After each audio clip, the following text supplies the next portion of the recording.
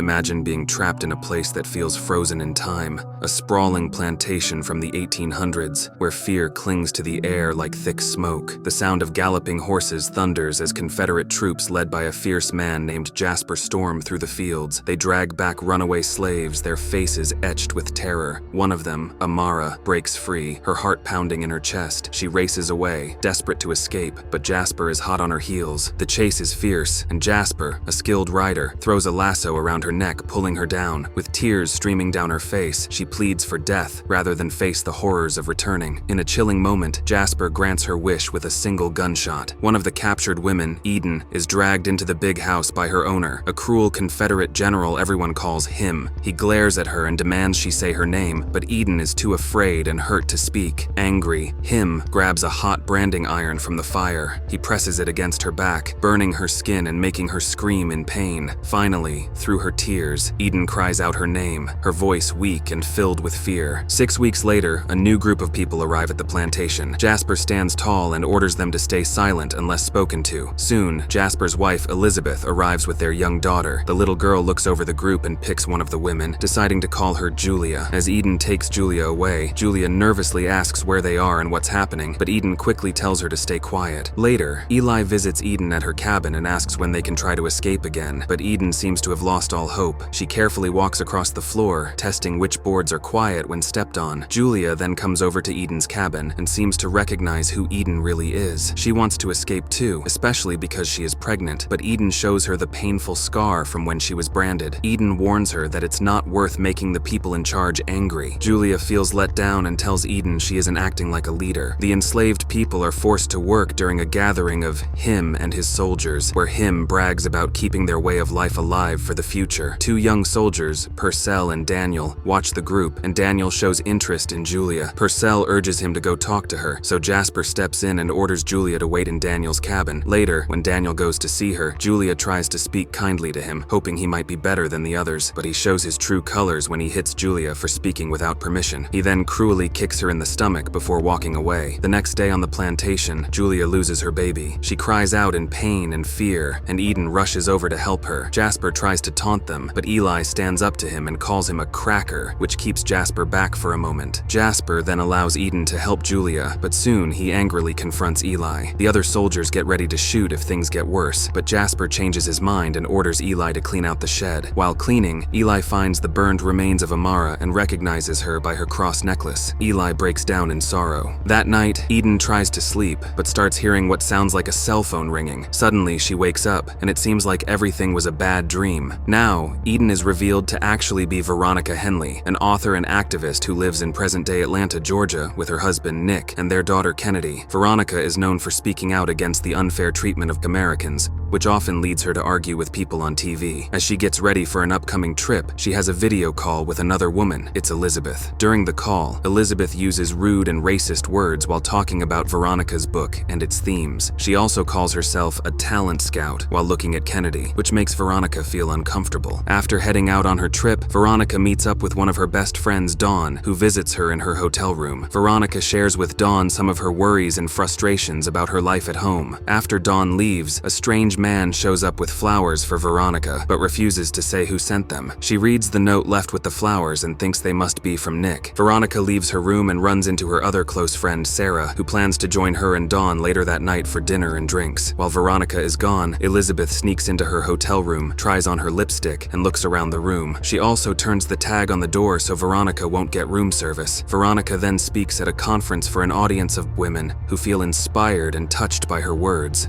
As she heads back to her room, she finds the little girl who seemed to be Elizabeth's daughter in the elevator with her. The girl creepily tells Veronica that she shouldn't speak unless she's given permission, but Veronica thinks the girl is just playing a game. Veronica later joins Dawn and Sarah for a night out. On their way to the restaurant, Veronica talks to Nick on the phone and thanks him for the flowers, but he tells her they must have come from a fan. At the restaurant, Dawn is bossy with the staff, demanding the best table and wine. Throughout the night, an unseen man, who seems to be Jasper, watches the women closely quickly until he sends a vodka cranberry to Dawn. He then comes over to compliment her. Dawn feels flattered, but also makes fun of his choice of drink, saying it's not as good as the wine they're enjoying. Still, she gives him her number just in case. As the night ends, the ladies get ready to go their separate ways, and Veronica gets into an Uber. During the ride, she gets a call from a woman claiming to be her driver, still waiting outside the restaurant. Confused, Veronica realizes there's a mistake and looks at her current driver. It's Elizabeth. Suddenly, Jasper appears from the back seat and grabs her. Veronica fights back, but he knocks her out. Veronica wakes up back on the plantation, still hearing the phone ringing. Outside, him, who is actually Senator Blake Denton, answers the phone and talks about how Nick and Kennedy are all over the news, searching for Veronica. Denton promises to handle the situation. Veronica pretends to be asleep while Denton says he won't let anyone take her away from him. The next day,